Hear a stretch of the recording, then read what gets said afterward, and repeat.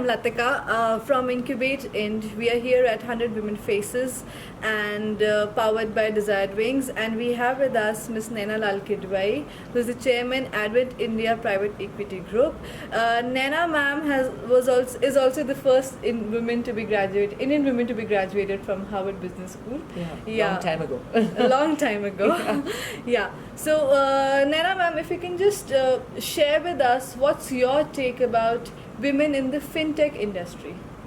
So we have women coming into a lot of industries, and the fintech industry is one where it's actually a natural for women, because you have women that understand banking clearly. I mean, we have so many leaders in banking today, and the IT sector too has seen a huge mushrooming of women there.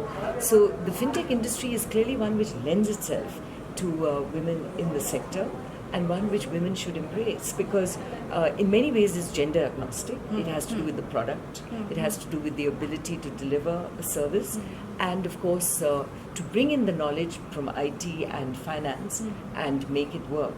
And today fintech embraces everything from the way we transfer money to the way we operationalize banking systems, and to the way we can serve multiple consumers, everything from paying bills to moving money. And what's your take on the current emerging fintech ecosystem of India and its comparison to the global markets? So our industry is going to look very different to the rest of the world, because our Wi-Fi connectivity is low, the sheer levels of income in the country make affordability of the operational systems an issue. So the delivery of our system is going to be very much a developing country, emerging market solution, and we can learn as much from Africa as Africa can learn from us. And really, I think the learnings for us are going to have to be those of developing and emerging markets rather than of the developed world, because too much of what we do in our country tends to be about Western imports. In fact, India should be creating its own solutions which we export to other parts of the world. I think another very big area of focus for us should be China, the learnings from China. Of course, China, the entrepreneur is able to work in a much more regulated environment which keeps competition from outside out.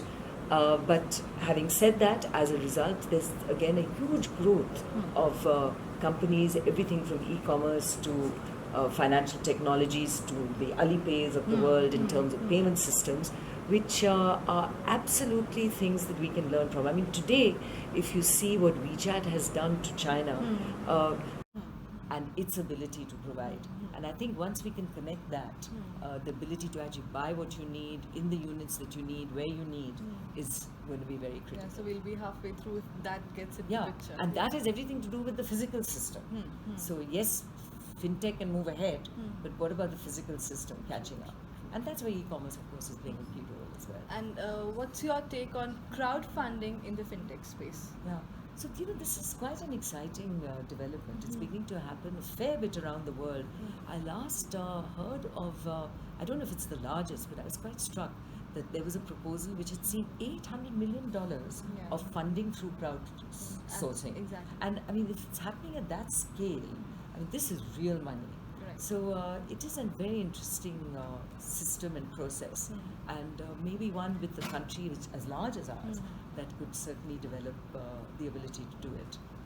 And last but not the least, what key takeaway you would want our viewers to take along coming from the fintech space and from the private equity space? Yeah. So, I mean, I'm not really from the fintech space, but all I can say is we've got miles to go, and let's make sure that we don't go to sleep before we achieve those miles. Absolutely. So, please, let's find those solutions, make them real solutions, cost-effective solutions, but keeping in mind that it's not all about the top-end buyer, but also very much about delivery of very basic public goods down at the level of a village, which are very important as well. So we have to work from the grassroots level. Absolutely, as well. And I think there's almost different solutions for different markets. So let's not ignore any market. Any market. Yeah. Thank you so much, ma'am. Right. Thank you so much. Thank you.